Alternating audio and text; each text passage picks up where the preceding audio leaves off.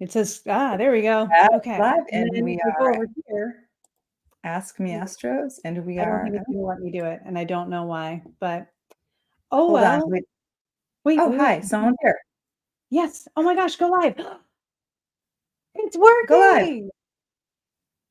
It is working for both of Oh, it's us. Okay, working. fantastic. Yay. Oh, fantastic. And I can see the comments over here. Wow, my hair looks really weird Hello, from the side. Naomi. Oh my God. Naomi's Oh, my that's so my nice. dream circle pal, Oh. collaborator. Whew, everyone's this Gabe, is this is hey. this is how we're all resetting from last week. Honestly, this is the victory I needed this morning, so I'm really happy about it. You have been for folks who are just who don't know the back conversation. You've had it with a customer reps this morning. Well, I mean, it's not for lack of wanting to be in like I'm awake at 7 a.m., right? I'm almost Yeah. done with my exercising. I'm all good to go. In London, the time is different. So I figured, they'll be very awake and we'll have a lovely conversation and I'll get this thing solved. And this guy was just like, you're not understanding what I'm saying. Ma'am, you don't understand. Ma'am, let me explain to you again. And I was like, sir. Ooh, Let me reflect back to you what you are saying to me so that you understand that I do know what you're saying. But I'm not really sure maybe I'm not communicating well, my problem. So it's just this whole big disconnect. And at one point, I actually had to be like, listen, I need you to respect me right now. I know, like, he even said, like, I'm not feeling well today. I'm like, that's not my fault. So, like, I hope you feel better after this. I hope you take care of yourself, but I need this problem to be solved. Can you help me or not? And in the end, it was a no. So I did get it solved, but it was very overwhelming. And so I needed to like decompress for like an hour. And then now this technological amazingness of Instagram actually working this week makes me feel rejuvenated. So hello, everybody. It is a good day. We've reclaimed it. my day's just beginning, and but I love that we're beginning with a victory, and also the airline representative ma'amed you. How Man, rude. I mean, Oof. it's fine. I know how I present. I get it. And like over the phone, whatever. It's fine. As long as I can work in teamwork with people and accomplish something great, I don't care. But it's when the other side of the team's not really making the dream work that makes me kind of sad. Um, I'm wondering, I'm just adding, I'm hearing you talk and also posting. Yeah, Um, no worries. oh, I should post I wonder if I can post a link. I just, for everybody who's watching us on Instagram, I want to say, hop over if you can to YouTube, the Ask Me Astros. I mean, any of our YouTubes, Crystalline's, mine, Ask Me Astros, and people can watch this live. Yeah, I mean, I don't think it's linked on my YouTube. So Oh, yours. Instagram Sorry. and the Ask Me Astros YouTube is the way to Yeah. go. I'm on my Instagram right now, though. Very pleased with that. So, Yeah. and I think I can see comments. Yep, I can see comments and I have it brought up here so I can interact and I can let you know what I see. Perfect. Okay. All Yeah. is not lost then. Yeah, we are all set. No one will go ignored because again, I care about the team. You are a caring provider for Hello, the pattern people. scribe. Good to see you. I am just happy last week is over. Mhm. Um, Okay. What happened? Just because of the emotional stuff. Yeah, I'm sorry. I'm looking at well, the I was, transition just like, I will say this. I think let me tell you, Saturn, Pisces, Sun, what I will call that really harsh Kazemi moment, like mm, it was a like lot. the triple, the the Mhm. the thruple, the really The angry triple threat. thruple of planetary mating, dating. I don't know. That was a bad scene. It was like Commingling. commingling. I just feel that like a lot. I mean, I'm feeling it for particular reasons because of my perfected Time Lord and such, but I don't know. I feel like a lot of people had some really difficult decisions to make, a lot of difficult things they were going through last week. I just noticed with a Mhm. lot of people, really heavy things were coming up. If anyone can speak to that, please pop in. But I do know that again, for those around me. It just felt very heavy. Um, I don't know what you were seeing clients. So in clients, I found a lot of people who were like at the point of what do I do? Where am I going next? What's going on? So a lot of people Yeah. feeling like that crux moment, which Yeah. totally makes sense. In my own life, the sun is my time lord. So I felt like my out of sect malefic and Mercury, the ruler of my eighth house, Yeah. were really coming for me.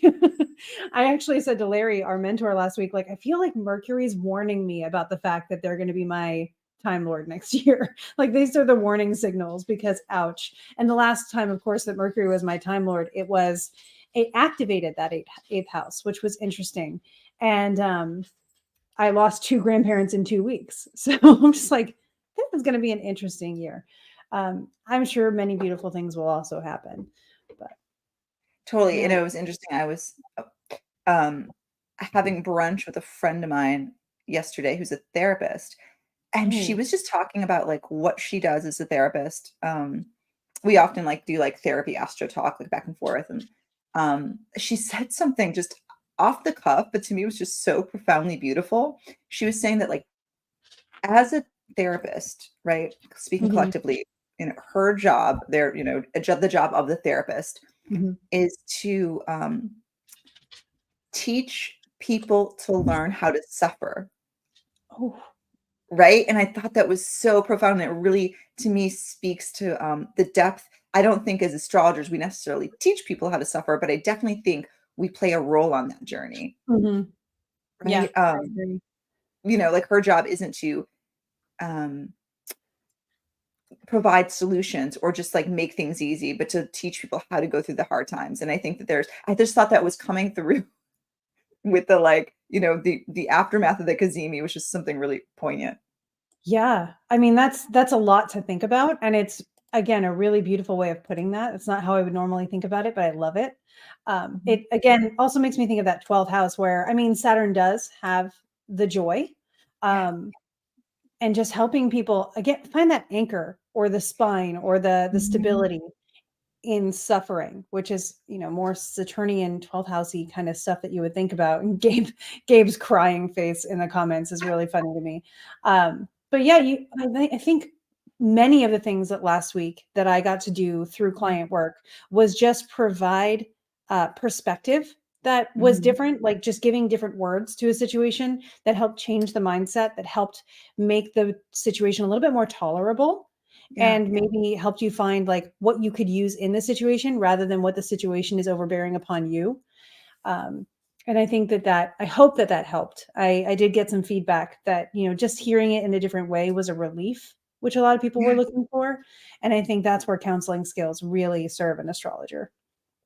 Absolutely. And I think that's the thing too, right? Like it wasn't that even though you were providing a certain amount of relief and like showing people a new perspective and how to navigate something, you weren't actually taking away the suffering. You were just Mhm, giving people tools to navigate the hard times and to mhm. learn how to like, we could all build up our tolerance so we can hold the weight a little easier. Um, yeah, I was just like, it was such a heavy week, and that coming out of it just felt so beautiful.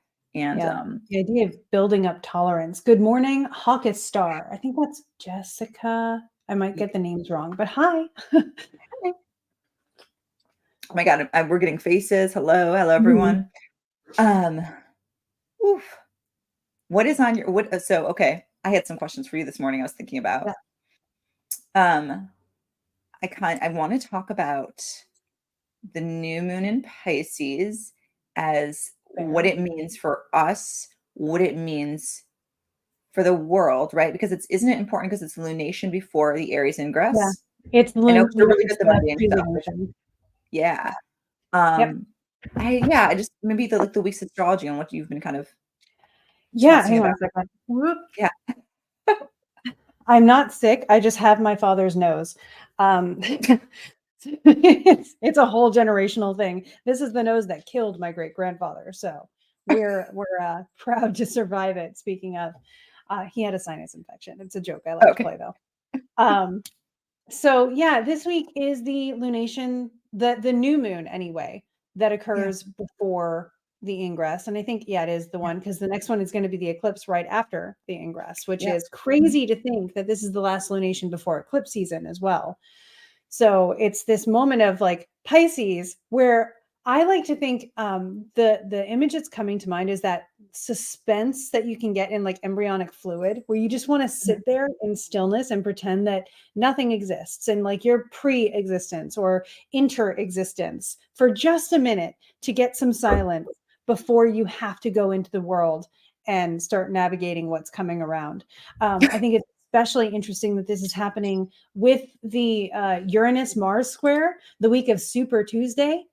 So I like that the new moon is happening at the end of the week, where we have that moment that's designated to help us process. And then the next day, Venus goes into Pisces to sort of encourage us to get a little bit more peace in our lives and in our relationships.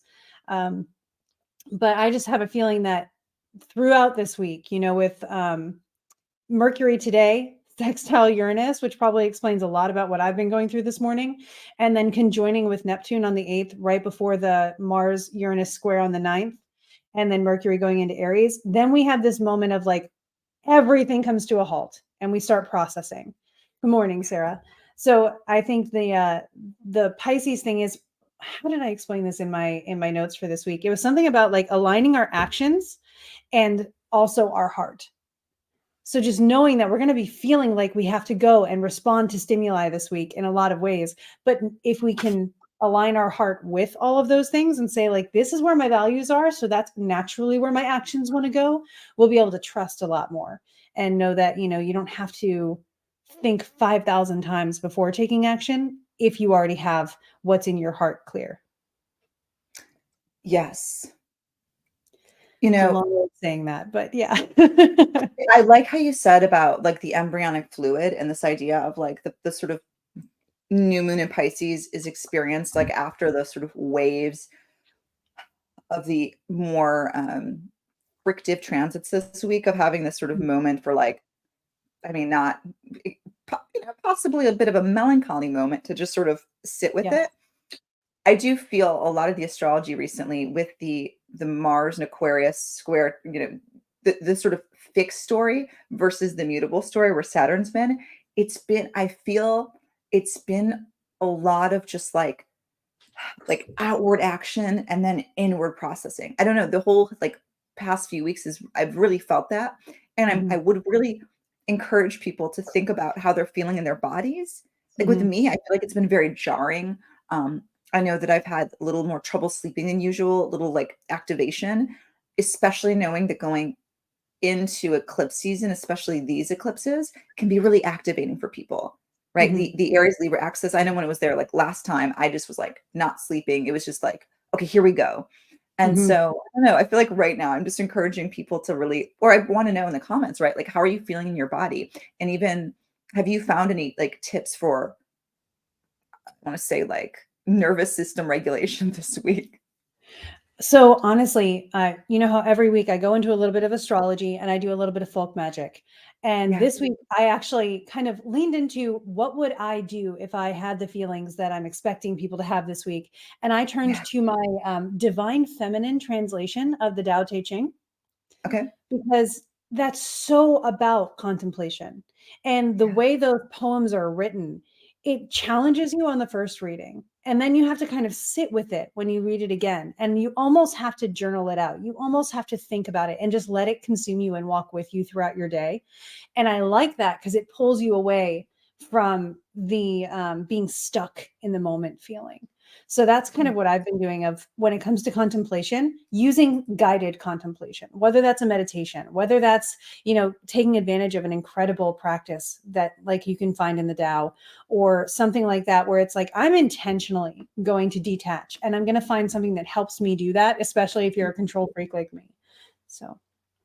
Totally. I'd also add, I'm curious, I don't know what's coming up for me is a lot of also to needing to navigate this astrology on the level of the body. Of course, this isn't Mhm. everybody, but even thinking about things like, I don't know, grounding forms of meditation, like Mhm. some sort of like I went last week, which was very nourishing to the the spa, like the sauna and like dipping Mm. pool, right? Like, so just to, which was a really way to like just to sort of be in that water. Um, Exercise. I don't know. I sometimes I think when we get the sort of more melancholy and sort of jarring, like actually for people to think about ways that they can get it in their body. Um, Mhm. I Yeah. really like sound healing. I don't know. Sound healing is amazing. I also like float therapy, where you go into those Yeah, float tanks and it's like sensory deprivation and you're just floating in stillness. That's the one therapeutic technique that I've found, aside from like sound healing. Like, I don't do massages because I find them uncomfortable. I yeah, don't do a lot of those things. Float therapy, though, that's me by myself floating in water. Love that. You have the darkness, you have the weightlessness, and it's great. And to Sarah, who was saying, "But will I cry less this week?" If you've done enough crying to process, if you've allowed those emotions to have their time, probably this week you might find clarity and peace and acceptance. If not, you might allow yourself to cry this week. You might say, like, I'm allowed to cry. I mean, um, this is my thought, like, cry until you don't need to cry anymore. yeah, I know, yeah. like, last week was just one of those weeks where I was just like, it felt cathartic. Like, I don't know if Hmm. Sarah, I'm here with you. It was just like I was wailing. I was just like getting it out of my body. And like, I think you'll just like know. Like, I woke up yesterday with this sort of internal calm. Um, Yeah. so I don't know, cry until you need to cry, but also with that being said, if you need to get outside resources, Hmm. absolutely do that. Like if you think you're crying is like you need a friend, you need help, Yeah. yeah, get the Yeah. support And you need. again, yeah, that's what I was just going to emphasize, and you said it beautifully. This is a great time to also allow yourself to receive help. Yeah. One of the most beautiful things about the 12th house, kind of like going back to what we said before, and Yeah. self undoing, is that we can do that very consciously and on purpose these days. We don't wait for vices or things to come get us. We can actually use therapy, psychology, all these great techniques that we've come up with, and rely on other people.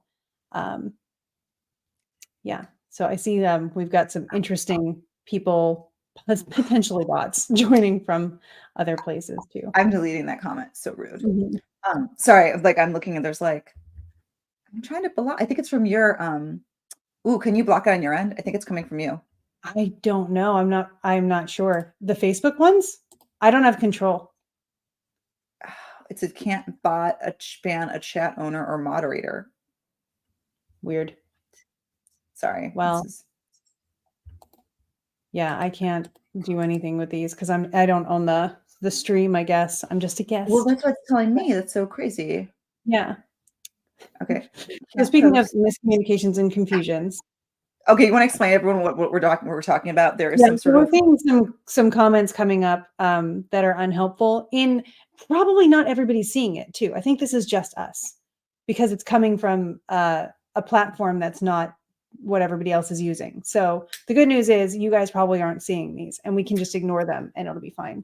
okay. I you know, it's someone who's, like, posting, like, it feels like one of those bots that Mhm. hacks people's accounts, which is why I'm being so, Yeah, well, we're taking this a moment to sort of stare into this. yeah. And I you've don't know had your how. account hacked. No, I haven't had it hacked. I've just had people impersonate me. Okay, okay, They created their own accounts with a name very similar to mine and pretended to be me, which hasn't okay, happened since I changed my handle. So, yeah. Yeah. uh, Yeah, Sarah, I'm sorry you haven't been sleeping well. But I get it. Me either. I've been having really weird dreams, which go figure, and they've been helping me process a lot of grief that I've been dancing around. So like I see their purpose, doesn't mean I like them, but I'm trying to allow them their time and recognize them and acknowledge them as best I can. Hopefully yours are kinder. you know what I noticed, and I don't know what's going on with your life, Sarah, I don't know your chart, but I really can speak to this I for my own life and in friends and clients. Last week, especially the build up to the Kazima, the Kazimi, um, the, um, the triad of tears. Um, Mhm. I think so many people were just racked with heavy thoughts and indecision, perhaps, and really like just like, when you can't sleep at night because you wake up because your mind's racing thinking about something. I think it was sort of bringing people to sort of a crisis point. I mean, there's other things going on in the sky too, but I think that, like, if you've had your aha moment, like, I don't know, this week to me, it's not necessarily, like, less jarring, but somehow it feels like if you had like you said, if you had your sort of big moments last week, it feels this week might be a different sort of like we had to like sit with all that Saturnian, and now we have to like go into action, but Mhm, what might feel a little more empowering, actually. I'm hoping. mhm. I I think if we choose empowerment, we'll find it. So I think that the opportunity is definitely there. So it's something that's like it's one of the fruit on the tree, so you can grab it. And yes, Sarah, I do know your chart. I do have it also pulled up, and I'm just like glancing at it just to see. Sarah's a member of my Patreon, and was a Uh, forgotten storyteller. So the hot flashes. So it's been so not sure if it's emotional. I can imagine. I only imagine, but I can imagine. Yeah. yeah, not a hot flashes just thinking about this, just all of it. Mhm. Um, what are your thoughts? Okay, we talked a lot about, like, how people can cope, or, um, maybe the need for nervous system regulation. What are you thinking? I know that you've been thinking about the Aries ingress chart. I know you've been thinking about these bigger things. Do you wanna share some of your insights with us? Sure. So I'm taking notes on it, especially this week, coming up with my what I plan on sharing, and then I'm doing peer review with Larry later this week to Okay. make sure that what I plan to share is sound and grounded in good astrology. But when I look at the Aries ingress, some things, and I actually have my notes right here. I'm comparing it not only with just the planets themselves, but also with the Sibley chart. It is the chart of America that I'm choosing to work with for this case, just because Yeah. it's one of the more common ones and it seems to work out pretty well. I know there are multiple chart opportunities for America, but I'm working with the Sibley. I'm actually going to pull up the chart so that I can refer to it more directly. So give me just a second. Yes. And 2024, there we Aw, go. I'm happy everyone Yeah. likes this more on YouTube. Okay. Um, so one of the things that I'm looking at here is the situation with Mars on the IC being the ruler of the chart for Okay. Aries season, Moon being up in the 10th house and having that opposition there. The Moon is very opposite, separating, thank goodness, from an Okay. opposition with Pluto that I Can I find pause this for interesting. a moment real quick? Yeah, For those who don't know, so the Sibley chart is the chart of the US. We yeah. will you explain the Aries ingress and what it is? Sure. Yeah. Yeah. And JS, I don't know if I know your chart. But the Sibley chart is a chart that is used for the birth of the US. The Aries ingress is Yes. the chart that shows the sun moving into 0 degrees and 0 minutes of Aries, which is the beginning of the zodiacal year. So it's our New Year's. And we use this and the lunation, new moon or full moon that comes before it, to understand the condition. It's the birth chart of the year. So we'll look at it and maybe compare it to the nation that we are living in and say, okay, how does the year look and how does it go along with the nation I live in or the place that I live? And what does that mean for what the year is going to be like? Difficult, easy, tumultuous. Um, One of the things, and I hesitate to say it because I don't have that peer review quite yet, but seeing the moon in the 10th to me puts the people in a position of high influence because the 10th in a mundane Aries Yeah. ingress chart represents the king, and the ruler of the 10th represents the king or the ruler of a nation. And to see Yeah. the moon up there, which represents the The people, is the one of people. the indicators of the people. Just kind of emphasizes to me that, yep, it's a voting year. But that really there is a lot of influence that comes from that right now. And so, I know there's a big feeling of voting not actually mattering because of the way the system works. But I think if ever there was a year that we thought, you know what, I'm going to make sure that I take the power that I have and put it to use where I see fit, this would be a good year to do that. Totally. I would just also say, like, it feels like a year full of all other forms of activism as well, and people really participating. I don't want to sound like a PSA, but right, like I'm thinking about like community action and things that in ways that are very like intimate, um, more local that matter as well. So I mean, Mhm. that thinking about that could be, that power to the moon, to the people, to the 10th can just be, so many ways. And so think about that. That's something nice too. Like think about it and whatever that means to you, whether that's like getting involved in your local Mhm. community, voting, what have you. Yeah. Yeah. I mean, it doesn't have to be voting, like you said, but just knowing that people's choices can make differences in every Absolutely. aspect of the world. And so, what you're choosing to do within your realm of influence is impactful and honestly is noticeable this year. I think this also could indicate that movements have a big, like Mhm. I think back to the ice bucket challenge, how one person was like, I challenge you to do this ice bucket thing. And it raised so much money for an awareness for ALS. I think it was ALS. And Okay. so that one person, and then all those people who decided to join into that movement became this big authority in that realm. And so that is something that you can do. And you just look around your world and say, well, where do I want to do that? Where do I feel pulled towards? And where are my resources abundant for this? And you go for it. I love that. When you were saying when you said ice bucket, my mind went, remember there was the milk jug challenge where people were just drinking milk and like vomiting or something really terrible. Um, Also a viral action. So it's Mhm. like we get a choice here.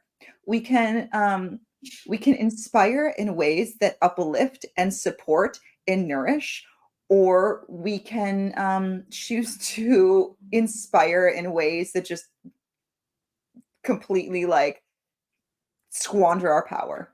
Yeah. Yeah. You have power. What are you going to do with it? And what feels like the right thing? Because just another thing I like to bring up is you have power. That doesn't mean you are pressured to use it in a way that someone else tells you to, because that's immediately giving away your power. You gave it to the person that told you what to do with it. So you can inspire in ways that are gross if you're Gabe. Oh, Speaking to the milk jug. yeah. Influencer. Ooh, influenza. Ooh, I like that. Mhm. Ah, okay, so we're seeing the moon. That's a big prominent part of the Sibley chart. Yeah. Yeah. Um, When I was looking for the Lord of the Year, one of the first things you look at is who's the ruler of the chart, and the chart is a Scorpio rising, like moi. But you look for who's the most angular, and there's this hierarchy of signs that you go through, or yeah, houses that you go through about like which one's the strongest. And it was between Mars and Jupiter. And boy, I wish I could tell you that I thought Jupiter was the ruler of the year.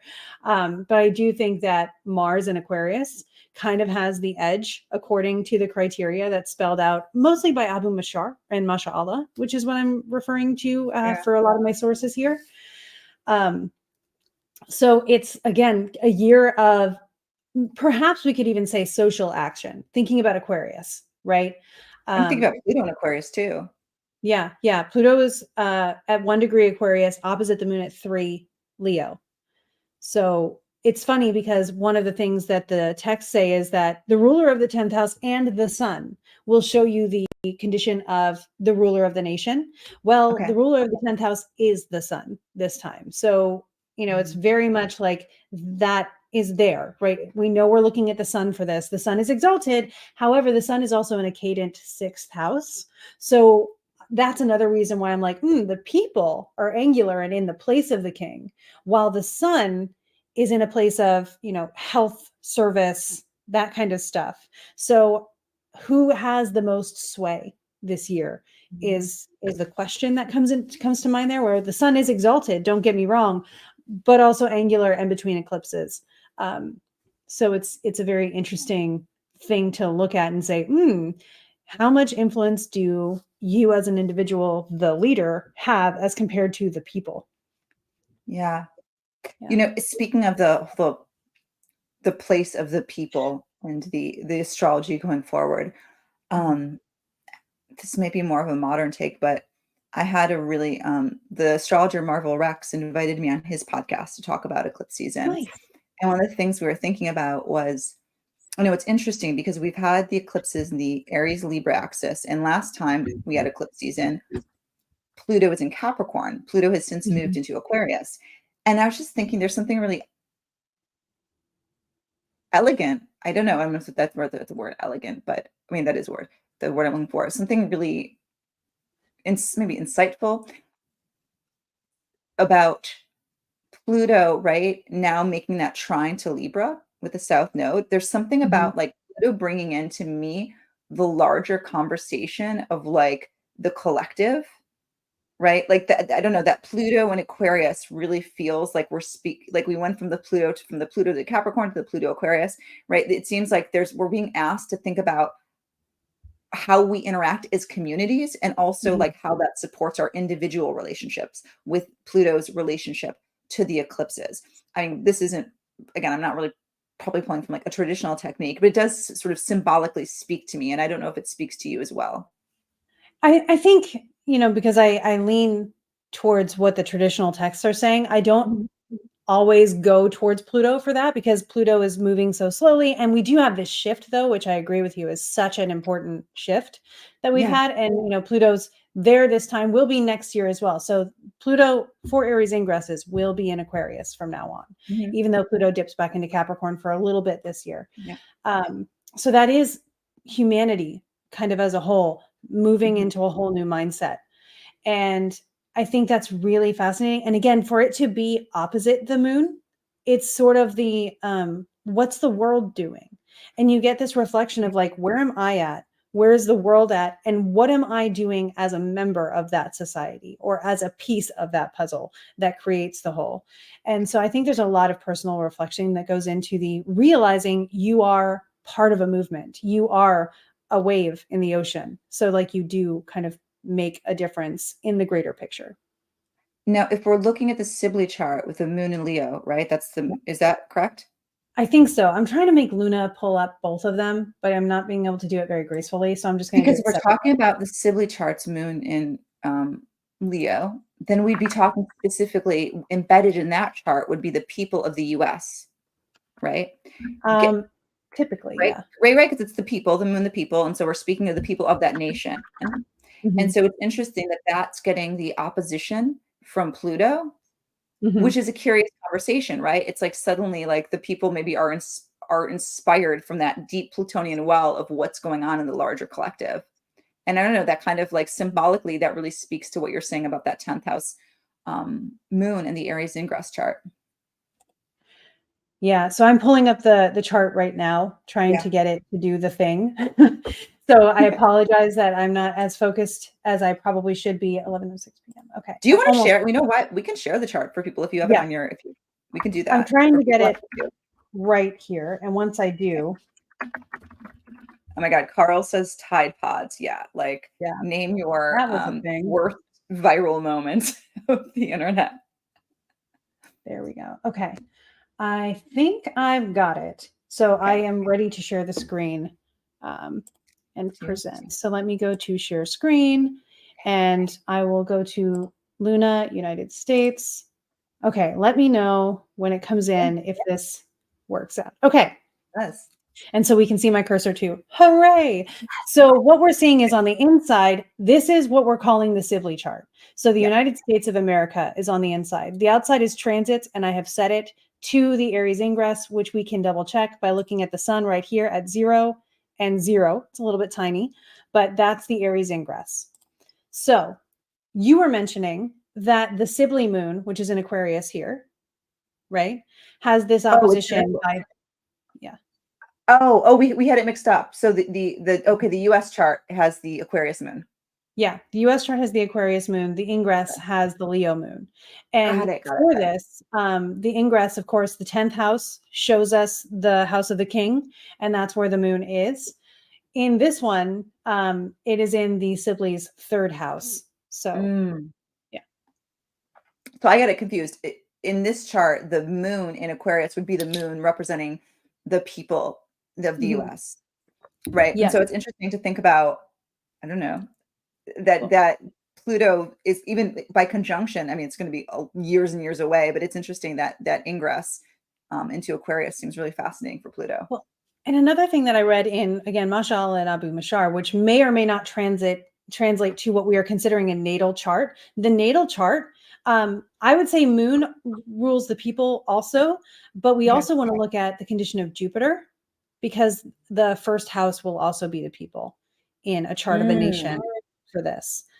So we're looking at the people also being the Jupiter Venus conjunction over here near the sun, exalted Jupiter in the eighth house. So that's another thing I would look at when I'm thinking about the native or the natal chart of America and its people. I'm so bad at mundane astrology. I know that you do the Aries ingress chart, Mm-hmm. and then isn't there a way to decipher if that chart can be used for the entire year, or then you would then do Yes. like the Libra ingress chart? How does that? Yeah. So because we have the Aries ingress chart is a fixed sign, we only need Okay. one. It's fixed. Okay. If it were a cardinal sign, you'd be using all four and saying Okay. we just have to go, period by period. I think if it were movable, you would have to use the Aries, or not movable, sorry, mutable. You'd have to use the Aries and the Libra. So it's, do you use one, do you use two, or do you use all four based on the rising signs modality? Gabe, correct me if I got those backwards. I know fixed is fixed.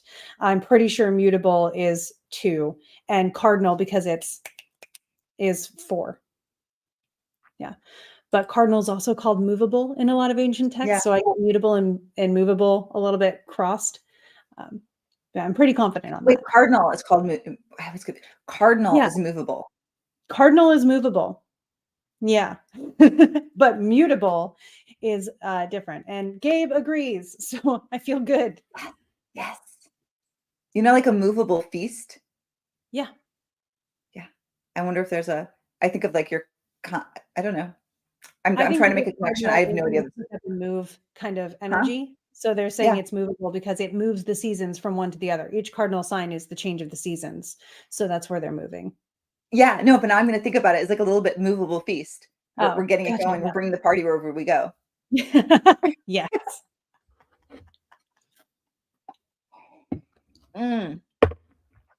So, okay, we're looking at this Aries ingress chart. How are you thinking about I know, by the way, if anybody has astrology questions, like please ask them. Yeah. This is what we're here for. We are Ask Me Astros, but we just end up talking about astrology because, well, that's what we do. Mhm. But if people have questions, please chime in. I'm curious about your thoughts about, we're getting eclipse season, the Aries ingress chart, how these things come together. Um, Both your thoughts on, for the collective, but also I'm wondering your thoughts on how people can help, individually, how we might be able to navigate this, which feels like a very activating. This astrology feels very activating. So you mean for 2024's Aries ingress? Yeah, I mean, I mostly mean like this upcoming eclipse season, thinking Oh, about yep. this Aries Yeah. ingress chart, thinking about eclipse season, thinking about sort of all of it, and maybe how the eclipses shape this Aries ingress chart. But then also just I'm figuring out ways for people can understand the collective, but then also like helping um, with the individual experience, Mhm. navigating all of this, which feels daunting, quite frankly. So honestly, I think it's to zoom in this Yeah. case, because a lot of what we're dealing with in mundane astrology is, oh, what is the world doing? What's going on with everything Yeah. around me? And so you say, okay, I know the conditions, which is the weather, right? I know what the weather is going to do today. It's going Yeah. to rain. It's going to be sunny. It's going to be hot. It's going to be cold. How does that feel to me? How comfortable am I in that? And what Yeah. resources do I need to feel more comfortable if I'm not comfortable already? And then what are my plans once I feel comfortable to do the things that feel important to me? Yeah. And so I would treat it like a weather report and just say, now that you know the bigger picture, zoom in. How does that feel for you? Does it feel comfortable for you? Are you looking forward to it? If not, what do you need in order to feel comfortable? And, when it comes to the eclipses, that's going to be a person by person basis. So Sure. it's funny because these eclipses have not been affecting me that much, but they're in my 12th and my 6th. So I'm not noticing their effects as much as people who would have them angular or having them on a sect light or something important like that. So I would look at where Aries and Libra are in your chart and just know Mhm. that those areas of life are going through transformations or pivot points right now. So I am taking extra care of my physical health since these eclipses. It doesn't Yeah. feel like the most active time of my life, but it is a focus, and I'm aware of that. So, what houses are being impacted, and how can you put a little elbow grease into those areas to make sure that any maintenance that is required there, any changes that are ready to be made, that you are doing them on purpose rather than having them find you. Yeah. Yeah. Yeah. And also, I mean, I feels like there's been a like what I always think of like the pickup from the story that we had the last eclipse in this cycle was the Libra, right? In October, Yeah, there right? was a That was the Libra last. in October. Mhm, Mhm, mhm. And so thinking about what stories were going on then, it feels like there might be just like a turning point in the action. Um, mhm, yeah, I thinking about all this sort of this especially last week with this sort of Pisces knowledge, right? I don't know, there's something very much speaks to me about like take the time now to really figure out your internal landscape or, mhm, even the landscape of those around you and just somehow like gather your energy that use this Pisces moment for rest before like having to run into action. mhm. Sarah, Um, yeah, the Aries eclipse is opposite your sun exactly, and the Libra one will be next to your Pluto. I definitely agree with the Aries eclipse being opposite your sun, that's probably going to bring up something noticeable for you. And I would say start understanding your energy and understanding your desire, where you feel compelled to move in the world and like what you want out of those things. Because having the eclipse opposite that, your sun, your compulsion, your energy source may give you some good ideas. well, yeah, yeah. I would say if it's an eclipse, so you still have no both nodes that are in action, right? And so thinking about like the south node has been going over your sun. I don't know like what degree Mhm, your sun is, which I don't know, like I'm wondering for that person if there's a story around their sort of solar entity or something that they actually need to get like maybe it's like the shedding of an identity or mhm, you know even thinking like a solar figure, right? Like even mhm, like the shedding of somehow being yoked to an authority figure, right? Like I don't know, it feels like that to me with that south node Libra mhm, um speaks to. I thinking a lot about these eclipses in the sense of that like highlighting the Libra Aries axis and I've noticed that in a lot of Libras this has really been coming up is like where for Libra natives, right? Like or people's Libra sun heavy placements where they're more called to the action of Aries, right? Like whatever story, I mean, eclipses, it's not like we're just, there's stories beyond us, but I'm wondering if this story somehow relates to the way that you interact in relationship, Libra, right? Like, are you the kind of person who's always a people pleaser, or maybe there's been something about you that you've like part of your identity that is perhaps too diplomatic that you've been holding on to and wondering if there's that sense of like I'm actually speaking up for myself for the first time and how that impacts my relationships. So, yeah, I'd be curious to know if there's a story around that for you, Sarah, that has feels like it's been kind of going on for a while.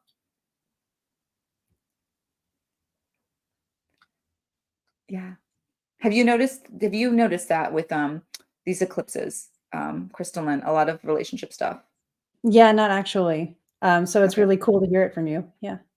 Yeah, no, it's just in clients I've noticed a lot of people like coming in, especially like during the last bouts of eclipse season coming in and saying things. It was a lot of actually people with heavy Libra placements being like, I'm Mhm, finally standing up for myself for the first time, or I'm really feeling like mhm. I don't like I've been a people pleaser, or this relationship just isn't working and I've been putting it up for so long. And they're really trying to access that Aries point. Yep. Um, and then having to renegotiate. And I'm an Aries sun, and I think there's been a lot of like, oh, in what ways do I need to, maybe in the ways that I can be selfish, how does that affect my relationship? I would say selfish isn't the word, but in what ways can maybe my s- constant sort of independence, how does that affect my relationships? I don't know. I think it's on the personal level, it feels like there's a lot of conversation happening around that.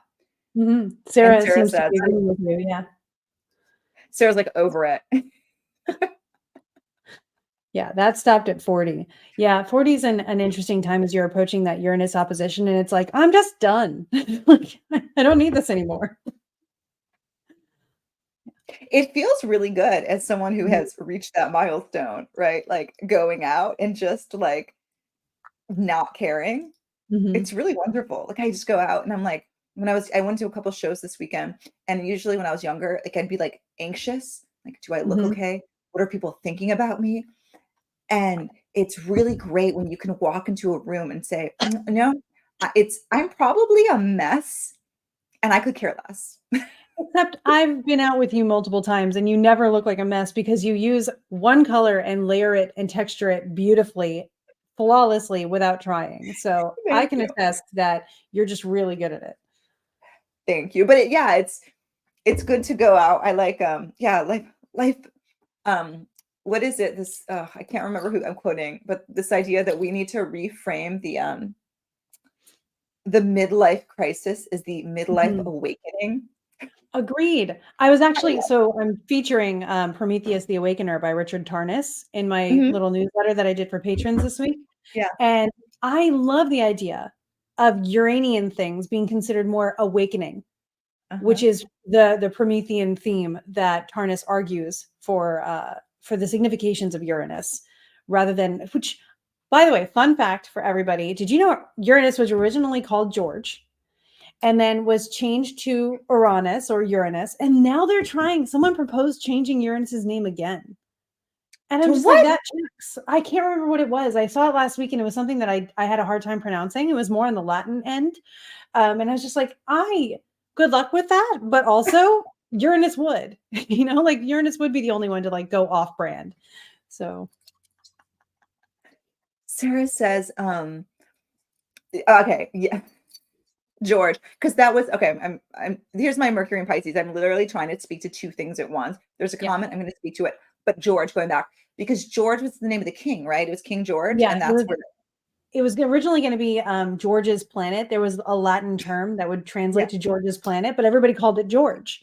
And there was a German astronomer eventually that was like, how about we name it Uranus for the father of Saturn, since Uranus was discovered beyond Saturn.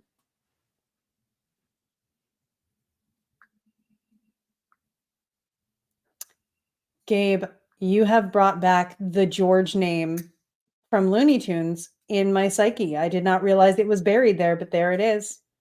Yeah. Oh, I That got in muted. Looney Tunes cartoons, there was always a George. I remember that. Wow. Yeah. I'm listening to my car and it broke up. Did you say George? We said Yes. George. Yes. Uranus used to be named George. Yeah. Well, Herschel, Herschel was the one who discovered it. Yeah.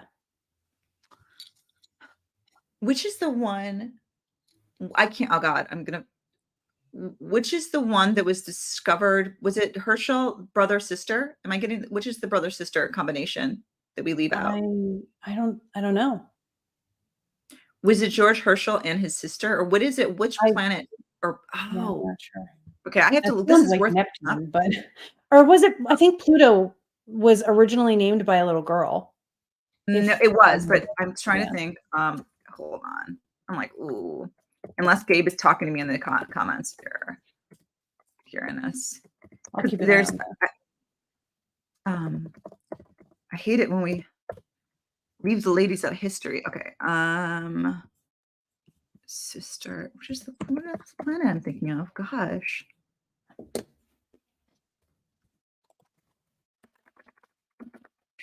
Carolyn Herschel. Okay, here we go. Oh, that would be Uranus then. Yep, Carolyn Herschel was a German. I'm reading from Wikipedia, by the way. Yeah. Doing some deep research here. Was a German-born British astronomer whose most significant contributions to astronomy were the discoveries of several comets, including blah blah blah. She was the younger sister of astronomer William Herschel, Mhm. whom she worked with. I think the stories that I heard is that they actually discovered it together, and she sort of gets left out of history. Caroline Yeah. Herschel. So I found a source that adds to this. So he was an astronomer and a composer, made significant contributions to understanding the cosmos. His collaboration with his younger sister, Carolyn Herschel, was instrumental in advancing astronomical knowledge. So discovery of Uranus. While observing the night sky, William noted a new object in Gemini. So that's funny if a brother or sister found it while it was in Gemini.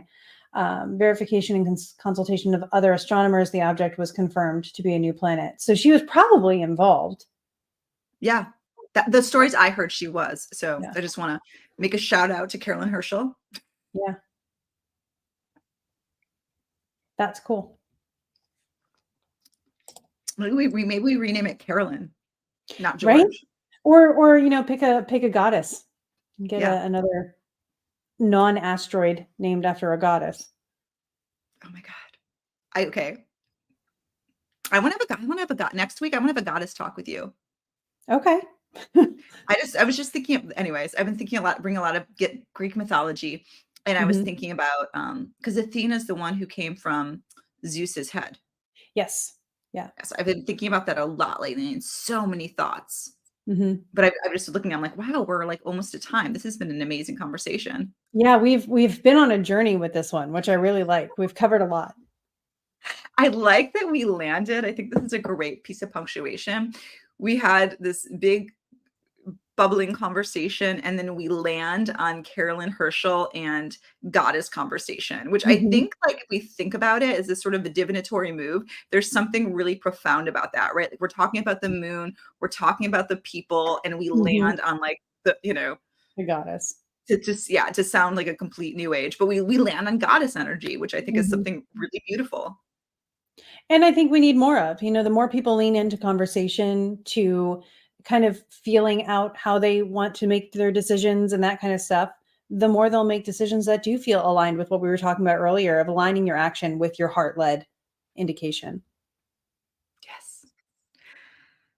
Do you leave when do you leave town? What do you have going on? So I leave a week from Wednesday, which is why I'm working ahead so much this week. So yeah, I'm here this week doing a lot of work ahead. We're launching, it's funny, we're actually doing an overview of ancient pantheons, Em and me. Okay. We're calling it Deity Academy. We're going to go through all the different mythos things in 4 different seminars over the summer.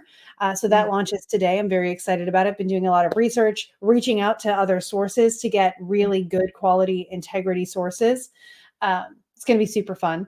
So that's launching today. And I'm just working with my Patreon. I launched a student tier so that you'll have access to consultations with me through that tier, but also monthly lessons that we'll do and some live recordings in addition to all the other things in Patreon.